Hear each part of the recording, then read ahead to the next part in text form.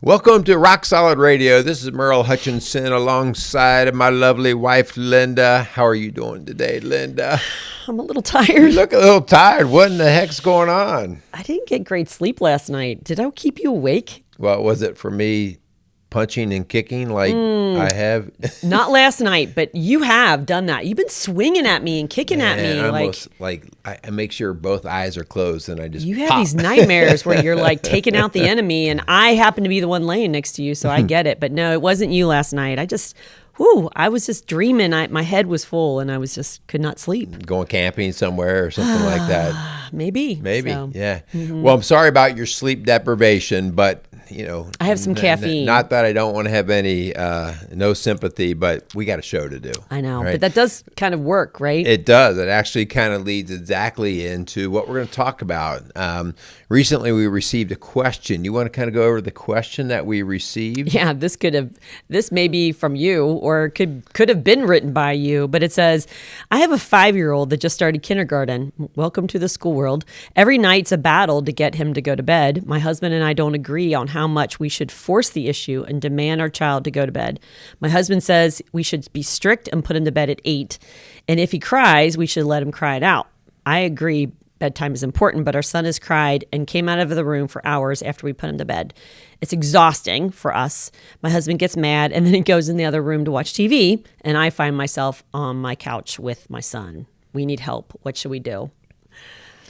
Uh-oh. You got any phone numbers you can give them the call?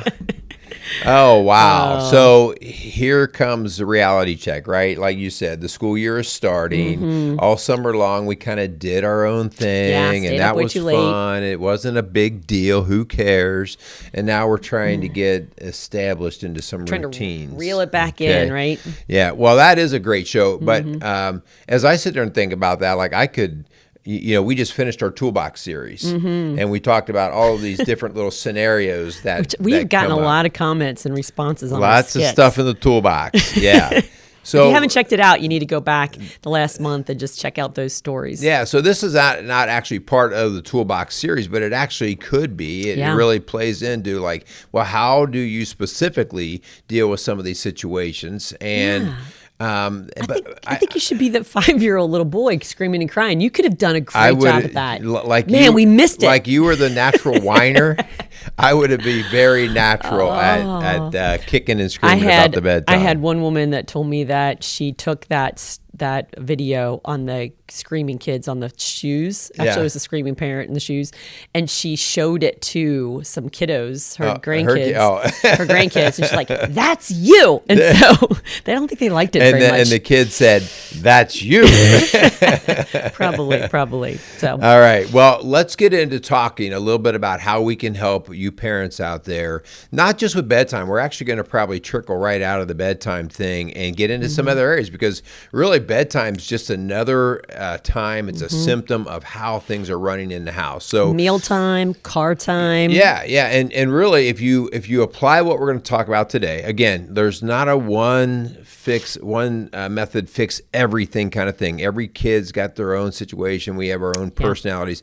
But when you apply some basic principles, whether it's homework time or whether it's bedtime or whether it's mealtime, you really can start to see some traction and some fruit from the labor. So anyway, let's get into that. We also, before we get started, let's just thank our sponsors here. We want to thank Casey's Outdoor Solutions, and we'd like to thank Maxwell Construction for coming alongside Rock Solid Radio and giving us the opportunity to give these messages. So we want to thank those guys. We also want to remind you that there's a lot of other things that Rock Solid Families does besides our weekly podcasts. We also have another podcast called Strong Dads that you and a younger dad, Kyle, do. A knucklehead. That's posted every week, and you can find that on hope you YouTube. Heard that, Kyle. I'm not talking about you. I love just talking Kyle. with you. Yeah. But anyway, but we also do faith-based coaching in our office in St. Leon, Indiana. And part of what we do is we work with couples that are wanting to get married. And so if you know of someone, or you yourself are planning to get married, or in a relationship where you kind of feel stuck,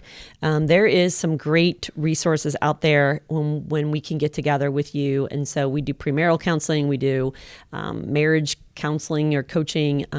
So we would just love to connect with you if we can help you out as a couple. Please do not make that about the money. right? No. I mean, it's actually about 200. What are we? 225 now for that. Yeah. That is the cheapest thing you will ever spend money on for the quality of your marriage. And You're talking about like if you're getting married. if you're getting married, It's not right. even the cost of the cake, right? Right. And I mean, the discovery process of that we go through, there's all kinds of aha moments. I mean, a lot of times we don't want a whole lot of aha moments, right? Like we like when things like, yeah, I get it. That's good. But these aha moments, you'd rather have those this side of the wedding bells rather than post wedding bells. Because then it's uh-oh. yeah. Then it's It's uh-oh. Instead of We also have 2 marriage retreats or marriage events coming up in the greater Cincinnati area we wanted to make you aware of. One of them is at Bridgetown Church of Christ, which is on the west side of Cincinnati. And that is on Sunday, September 26th. It's just a day, it's actually an evening event. And so that is available to you. It includes a dinner and free childcare, but there's a cost for the dinner and you need to reserve ahead of time. So go to Bridgetown Church of Christ. You can Google that and just look up under marriage and you can register for that online. Yeah, that's going to be a fun one, about a 2.5 hour deal. That'll be fun. We also are going to be part of a marriage retreat weekend where we are presenting at that. There's going to be multiple presenters. We're going to present a couple of the different lessons there. But it's a marriage retreat that is being put on by Bright Christian Church, which is over in the Southeast Indiana side of things. But the actual retreat is in Cincinnati. It's in Mason, I think. Over Mason, in Ohio. Mason. Is it the Hampton? I think it's the Hilton. Or the Hilton. Yeah, I think it's the Hilton Garden You can Inn. find more information for that at Bright Christian Church website, and you can search under events, and you can register for that online as well. And that's November 5th and 6th. Yeah. Okay. So those are 2, actually 3 things that are related to marriage, but 2 actual opportunities to just kind of get a shot in the arm, get a reboot, whatever it is, a reset button, whatever you need. Yes, you love the reset button. And to go from there. All right. So let's get into our topic a bedtime. little bit. Okay. So we're going to talk about the bedtime thing, but like we said just a little bit ago, we're going to expand that because it's not really the bedtime that's the issue. Bedtime is just where you're seeing some things come out. They're starting to display themselves. But don't confuse yourself with the idea that it's only bedtime. No, they might start with bedtime, but it'll trickle into other areas, and the next thing you know, you will be finding yourself in a lot of these little back and forth battles. So we're gonna move it out of the bedtime here as we go through this. Yeah. So hopefully, if this is something that's really important, parents will act like it's important and persevere in order to establish it in the house. So we're hoping that you're watching this because it's not been going well and you want to get this under control. And so maybe you're not even realizing it is out of control yet. We have parents, for instance, hon, who still believe in the family bed, that believe that their children are safe and secure and better off sleeping in between mom and dad than in their own bed and in their own room. And we're just telling you, research says, and we from personal experience know, that's not the healthiest place for your kiddo. It's a good place to break up or hurt a marriage, and we will speak to that firsthand. We see that very frequently with couples who are struggling in the marriage, and sometime in our conversation we find out that there's also a kid that's sleeping in the bed. So unless you live in a one-room teepee out in the middle of the plain somewhere, it is time to move your child out. Speaking of which, we're thinking of going camping in a tent, which we have not done with our adopted kiddos. So we'll stay tuned on that one to see how our bedtime routine They're went. sleeping outside of the tent. In that one-room teepee. But honestly, not only is it not good for your marriage relationship, maybe you're like a single parent and you're like, well, there's no one else in the bed with me except the child. It builds insecurity for your child. That's really hard to believe, but it builds insecurity in your child because they almost use you as a receiving blanket, like a comfort. And without you, it's kind of like not having your pacifier or not having your blankie. And so you got to realize that you're creating a habit that's going to be very hard to break and create problems. Yeah, you're 100% right. And I'll go one step farther. I can't say this doesn't happen with men, but I frequently see it happen with women. When the husband is out, maybe he travels in his job or whatever, she oftentimes will use the child as a pacifier, Yeah. because it's just it's a comfort thing. And so she feels even more comfortable when the child is in the bed with her. Yes. And so it's not just about the child getting their comfort satisfied. It is oftentimes the adult who's feeling insecure and is using the child to help supplement. So just keep that in mind when one is inviting the other into a bed. We even had this with our children and the siblings, that they were feeling insecure or scared, and they would ask the other one in. And so it's almost like saying, I need my pacifier, I need my blankie. So just kind of keep that in mind. But we want to tackle this problem in this bedtime routine specifically by really looking at what is your value system? What is your family going to stand on, and what are they going to fight for? And you as a couple, if you're married or if you have a significant other in the home with you, you've got to decide together, this is something we're going to nip in the bud and we're going to fight for, because we know it's not only just healthy for our marriage, but it's healthy for our kids. Yeah, great point, Hunt. And prior to us recording, you kind of reminded me of something that I think is important. Like, guess who establishes the values of the family? It is the leaders of the family. And so I think sometimes, Hun, you and I just make the assumption that, the parents are going to step up and be the leaders. And the reality of it is a lot of times in the home, the kids are leading, or we just don't quite know who's leading, right? And so the kids are establishing the values. Maybe they don't go out and state them, but they actually demand certain calling things, the shots. right? They're calling the shots. And so the very first thing we really need to do is we need to establish who is leading the home, who the authority figure is, not the authoritarian, as we've spoken many shows before, but the authority. Like, hey, the buck does stop at me. What are we going to stand for? So before we even get started, when we talk about the bedtime routine or any other routine, stop making assumptions. Linda and I both came from very different homes, not totally different. A lot of these things with upbringing were pretty similar, but don't make an assumption that you both agree on stuff like bedtime, right? Well, it's interesting because you and I both know when we have a couple coming in and they're working on family issues or parenting issues, and they'll say, well, he doesn't want to go to bed, or he doesn't like to sleep in his own bedroom. Then we're like, okay, we kind of know who's running the show here. Right. Or they don't like what I cook, so I make them chicken nuggets every night. So you've got to admit, okay, they're the boss in the house right now. And I need to reestablish, and we together as a couple, which is so hard when it's a single parent, because they kind of feel like they're doing both roles, mom and dad. They're the bad guy no matter what goes on. But together, if you have someone else in there, you've got to establish what's your value system and who's the boss in your home. Two things that we want to encourage you to do when you're establishing the value system, okay? First off, you are listening to a faith-based show here, and we make no apologies about that, and there's a reason for that. We, first and foremost, establish our value systems and what the Bible, what Scripture supports and backs up, okay? Where the Bible doesn't speak, all right, then we want to go to scientific evidence, whatever. And again, this is I'm a science guy, but science does change and more evidence does come out, okay? But if the Bible is silent on something, then we go to what the scientific... if they collide, obviously the Bible trumps. But right? what's so funny, though, Hun, is they almost never collide. And that's what the cool thing is about this. Like what you start to see, what was recommended in the Bible, we start to see, especially in marriages and family, that the science 100% supports it. So first off, when we talk about what values you should have in your home, Linda and I are not in a position to go in your home and say, you should start valuing this and this and this and this. No, that's what we had to do in our own home. But in your home, your values have to be stuff that you are willing to enforce. All right. And so if Linda and I went in your home and said, from now on, you have to start valuing this, and it didn't quite jive with what you were thinking, you're probably not going to commit to the enforcement. Right. So for instance, and we're talking about bedtime routine. So let's look at what the experts tell us are recommendations for sleep for our kids. You may think, my kid only needs 4 hours of sleep or 6 hours of sleep. Well, what does research say? What does the doctor say?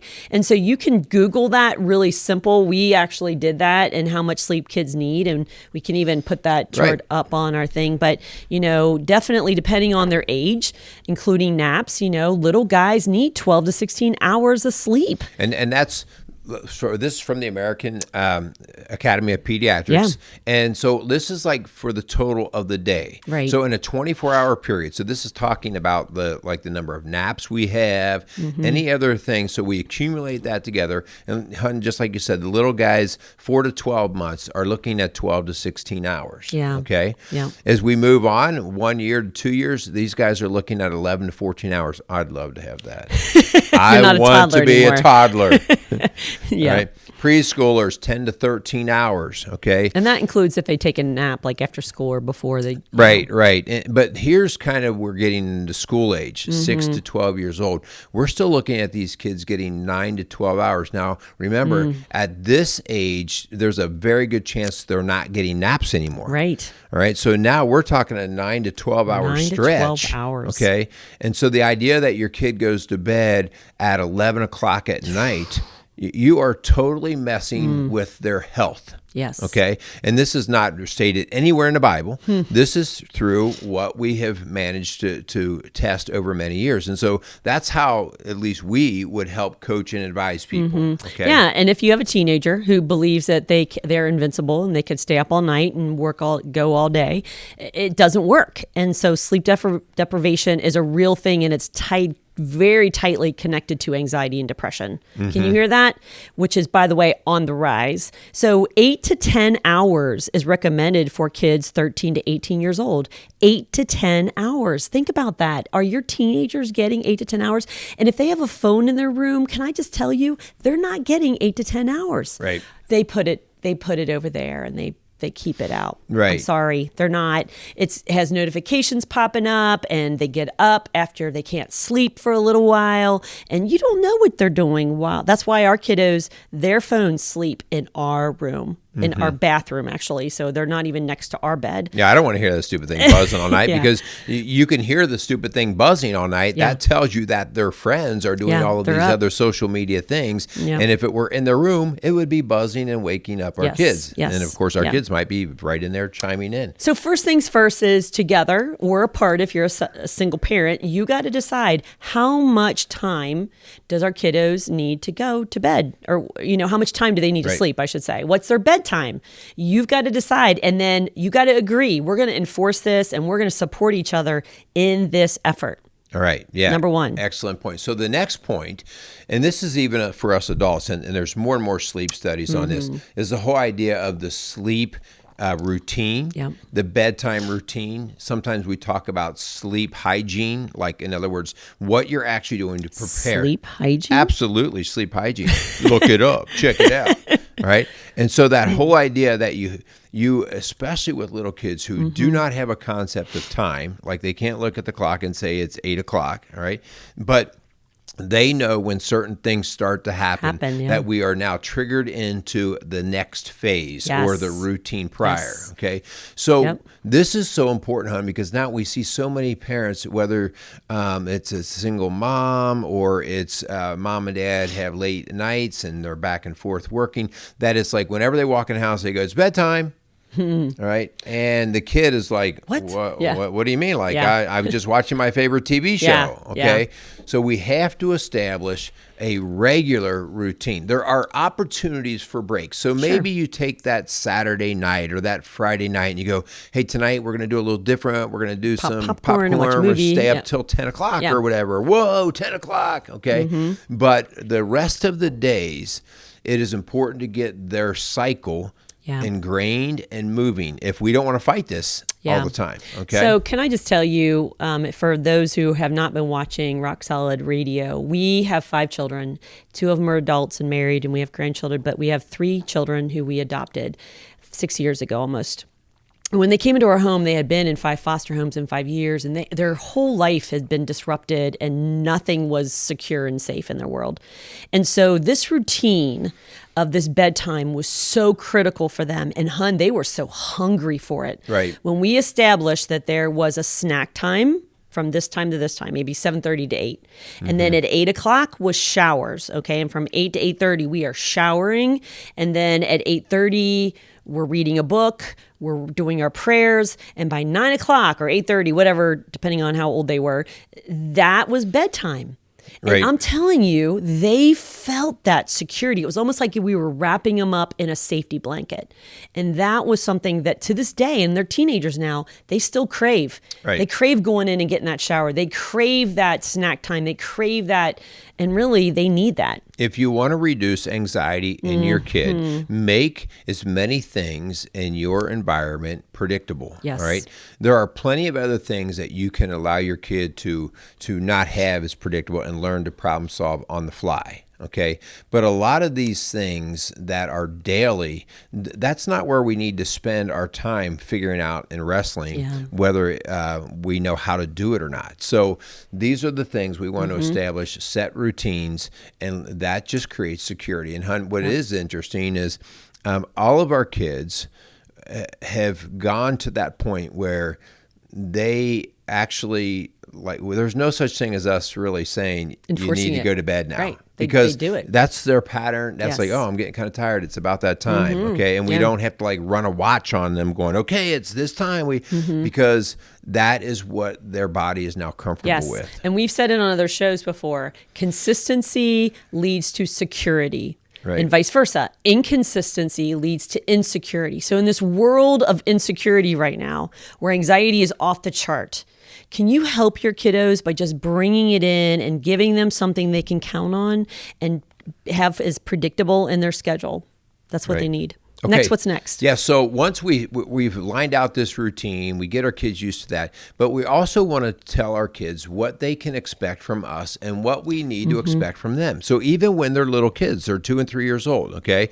So, hey, mommy, daddy, we love you, we're always here to take care of you. We will protect you. All these are the things that your child needs to be able to expect from you. Right. Remember, you might take that as an assumption, but listen, if your kids never know where you are at night, they don't know whether you're going to be there to cover them if they need it. Okay. So when there's a lot of disruption in the home, if mom and dad are out a lot and they just show up because they've been out and then next thing you know, it's 10 o'clock, I guarantee you kids aren't going to bed. Right? Because they love the security of knowing who's got their back. Yeah. And so you have to tell them what they can expect. In the meantime, I want to establish with them what I expect out of them. Yes. Honey, we love you. Okay, it's 8:30 now. We've got our bath. We read our book. We did our prayers. It's time to go to bed. Mom and daddy are going to go into the other room. And so we need you to stay in your room. And we love you. Here, I'm going to kiss, kiss, kiss. Night, night, night. Cover up. Okay, we're going to stay in our bed. Okay. I don't want to stay in my bed. It's time for bed. Okay. We're going to stay in our bed. All right. I'll see you in the morning. And then you leave. Okay. They're going to try to maybe rubberneck you and don't let you go. Rubberneck. Well, grab you neck. Choke out. No, they might scream. And you just got to stay as calm as a cucumber. Okay. Honey, it's bedtime. You know how this works. Every night this happens, and this is going to eventually play out. Now, you may be going, yeah, right. You haven't been in my home. You haven't been in my house because you close the door Yeah. and they start yelling and screaming and crying. Yep. Okay. Now, when that happens, all right, you at first, your initial response is you ignore it. Nothing. Okay. You don't respond to it. There is a small chance that it will stop.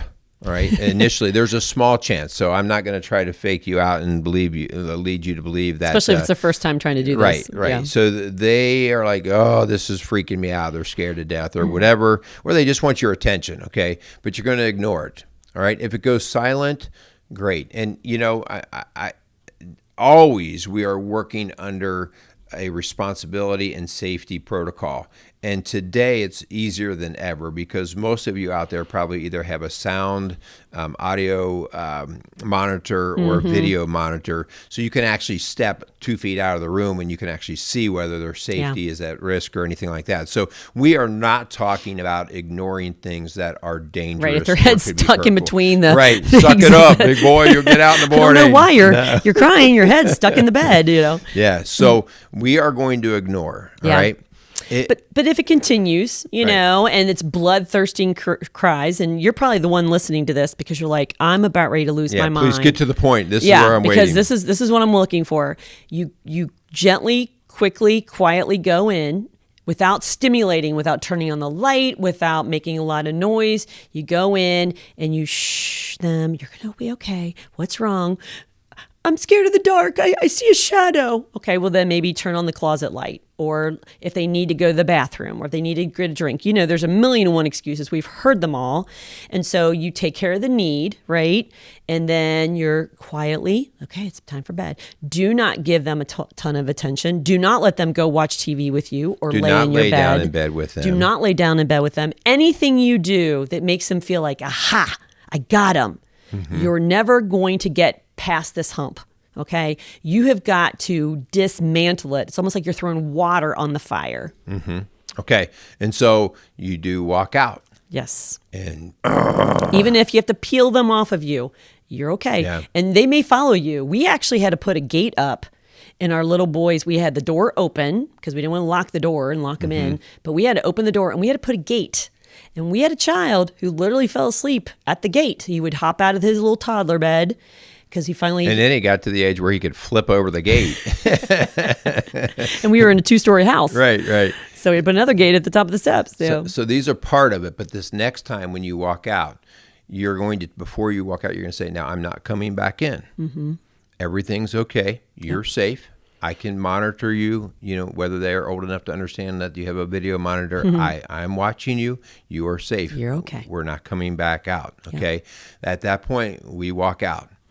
This is where we make or break right here. Yes. Okay. This is where the perseverance has to hang in there. This is when, hon, the few times that we've owned new puppies. Everyone who's ever owned a puppy, they know instinctively that they're just going to have to get this. Endure it. And that's what this little child is going to be about. And so we might have several nights. It could go several weeks where they are long nights, okay? Yep. And again, in the moment, they seem like eternity. Yep. But the point is we don't want to be talking about an 8-year-old that's still sleeping in bed because everybody's using each other as a pacifier. Or I've seen this before. They're allowed to stay up till everybody goes to bed. Right. Like, well, because they won't go to sleep. Well, that's because this is a parenting issue, not a child issue. That's right. Okay. And so if this continues, by the way, moms, I'm speaking to the moms right here, because it's usually that bond, that connection that's very hard for the mom to let go of. And they get to your heartstring, right? And you just feel like, oh, I can't leave them. They're snotting all over the place. Then make dad do it. Okay. Or alternate. Well, tag team. Yes. Tag team. Yeah. So that maybe it's dad coming in next time. And so you just got to quick, stay the course. That's the key. Right. So this is great stuff here. All right. A couple of things that, that probably will happen. All right. One, they might go down. They might be quiet. But all of a sudden at 12:30 at night, you're in bed. Yes. And your door cracks open, and it's not a burglar. All right, and they start to snuggle back in with you. They start to come back in the room. They're gonna let me. You have a couple of choices. Oh, man. One, go back to your room, go to bed. That doesn't work. They start crying or whatever. Okay, I'm going to pick you up, and I'm going to put you back in the room. Yes. Okay. It sounds so cold, but the third choice. So because sometimes there could be legitimate fears. All of our kids have different levels of anxiety, and you never quite know what's going on inside of that brain. Okay. Here's the deal. I'm going to put a blanket down on the floor. All right. And I can do it in our bedroom. This is just with the little guys. Okay. They can sleep on the blanket. They're not sleeping in our bed. All right. This is a last resort, by the way. This is last resort. This is not what you want to go to because they're going to go in your room and sleep on that blanket every night if you let them. Well, and again, we want their bed to be more comfortable than the floor, right? So I'm not trying to create a little, great little resort, cushy. Yeah. No, this is... if you're going to sleep in here, there's hardwood floor and there's a blanket. Okay, so that's what you have. And again, this is not a punishment. This is trying to get them to really get the endurance to go, okay, I'm going to stick with this. That's what we're trying. This is a long-term benefit. When we can teach our kids to endure and get through some difficult times at a young age, this will start to be moved right into other things. Yes, yeah. Let's talk about some other things. Yeah, well, let's first clarify some things. They're going to throw some nasties at you. They're going to scream. Maybe even they know that there's a monitor listening. You don't love me. You don't love me. I hate you. I mean, their parents have come and crying like, my kids think I hate them and they hate me. I must be cold. I've never cried about Oh, don't take it personally. Okay, this is their manipulative tools to get you to give in. And also doing it at 3 a.m. is hoping that you're too tired to get putting back in their room. Okay, so you have a real choice here. Okay, and then also we don't negotiate with terrorists. Do not let them. Did you just say that? Seriously, we don't negotiate with terrorists. We're joking. We're not really calling our kids terrorists, but yeah. kinda. Well, but I mean, if they say, but I'll be How good about- tomorrow, or right. Can I have only a few minutes? Yeah, Just another stay half with an me. hour, and my show's almost over, that kind of stuff. So be really, really careful, because when you give in, you just make them think, ooh, there's a crack in the door. Especially if you give in and that counters what your spouse has already said. Man. Okay. So now not only did you break the code, but you also undermined the partner who is in your camp. Okay. So that's why we don't even go there. It's very plain and simple. We don't get emotional about it. And I understand that a child is a child. This is huge, hon, because we have more marital issues coming in our door because their parenting has gotten emotional and they have given in. And one parent's like, we're not supposed to give in. They're like, but he was crying. And so then there's tension between the two of them. So please stay a united front and allow this child to feel the safety, security, but unity in the two of you. Yeah. So that was bedtime. But hon, really, that whole idea, I can just move that right into all of these other areas where there are these little back and forth battles. I wish we had more time. Right. But I mean, like mealtime. Okay. Again, the part of mealtime. Mealtime, we establish it. We have a routine. Maybe we have, it's getting ready to be mealtime. All the kids have a little job to get ready. Oh, you can help set the table, or you can help do this, or you can do that. And so we know how mealtime rolls. Time is that whole idea that we have an organized time that we do meals. This is not just, get something whenever you're ready and pull eat up from the TV, dinner tray. you can eat in your room. Yeah. And it's one family meal. One family meal, Mom. You're not a short order cook. And you're not making 5 specialty, menu custom items for whoever wants to eat certain things. But they won't eat. Oh, so you my want them goodness. to just go hungry? They will eat if they're really hungry. Yeah, and again, guys, they won't eat because there's no reason for them to eat what you've laid out. Yes. There is something coming just a few minutes down the road in their mind because that's how they've been trained up. They're picky eaters, though, honey. We have an extremely picky eater in our home, all right? But that doesn't mean anything. If we've seen him practically clean the pantry out, eating it when he finally gets that hungry. And again, we cook one meal, prepare one meal, one food. We do not make them eat everything that's out there. We say, whatever you take, you will eat. Okay? If you don't eat it, then there will be nothing else the rest of that night. There's no snack. Right. If you're not going to eat dinner, you're not going to wait 15 minutes and then eat a bowl of cereal. It's literally this meal, okay, that you're going to try, or that you must not be that hungry. And, they will survive. Trust me. But again, this is about establishing authority. This is about establishing that we are one family and we're eating one meal. This isn't, we're not just, because that's what we're breeding right now is this entitlement of, I deserve what I want. I can have my cake and eat it too. No, we're working together as a family. Sure, you can cook their favorites, but don't cook their favorites every night and then make your husband something different because he doesn't like their favorite. Like one meal. Right. Yeah. We have the way too many families that we know have a 300-pound bag of chicken nuggets stuck somewhere in the freezer. And that's what they resort to every night. And it doesn't mean the family can't have chicken nuggets. It means that that's not going to be the special thing just for that one or two kids. Yes. Okay? Yeah. It means the family's going to learn to cooperate, and they're going to build that endurance, and they're going to learn to deal with what they have. What an awesome gift that you give your kids when they learn to deal with what is out in front front of them. That seems a lot like life. Yeah, exactly. Okay. And this is all about being a strong leader with a clear vision of what you want for your family and what's healthy for your children. It's time to assert ourselves. I had some clients that want me to do a whole series and a whole teaching mode on assertiveness because we are just avoiding things and we're not speaking the truth in love and we're not asserting ourselves with authority. We're second guessing ourselves and we're just, letting our kids undermine our authority and our decisions by what they feel like in the moment. We need to show them commitment and perseverance and this pecking order of how things work. God, parents, children. That's how the order works. And that's how it goes into the next generation successfully. And, Yeah. and again, that's the point here. We want that next generation to have every bit of the foundation that we had. All right. And again, we is in a crumbling state in many areas right now because we've already broken it down. So we're trying to reestablish, hey, who's leading? Yeah. All right, let's wrap it up, babe. Yeah. So as we want to close, again, we want to thank our sponsors, Casey's Outdoor Solutions and Maxwell Construction, for just coming alongside Rock Solid Radio and allowing us to do these programs that we feel are really practical and really important for families. Building a stronger community, one family at a time. Make it a great day. And tonight, I'm staying up late and I'm eating chicken nuggets. Take that, Mom.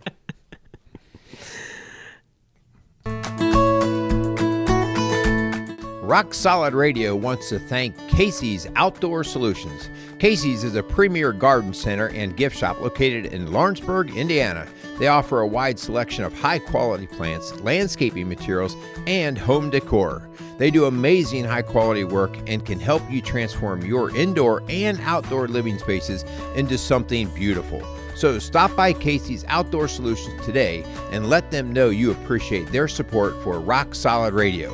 Visit Casey's today at 21481 State Line Road, Lawrenceburg, Indiana. Rock Solid Radio wants to thank Maxwell Construction, who has been our sponsor since the very beginning. For over 30 years, Maxwell has delivered the highest quality projects by holding to their core values of customer satisfaction, positive attitude, respect, and excellence. So if you have any kind of commercial construction need, give Maxwell Construction a call today at 812-537-2200.